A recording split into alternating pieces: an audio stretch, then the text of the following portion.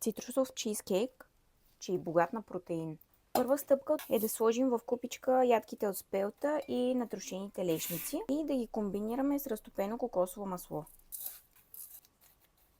Когато основата изглежда по този начин, и печем за 6-7 минути. Започваме с крема, като първо настъргваме малко кора от лимон, една лъжица захар, за да се освободят маслата от лимона. Добавяме и крема сиренето, гръцки йогурт и малко скир. Малко кленов сироп. Тайната съставка гел от цитруси. Пълното описание за направата ще оставя в описанието. За да стане нашия чизкейк протеинов, ще си добавим и 2 дози протеин на Hero Lab, който между другото сега е намален с 50% в сайта на Fitness One.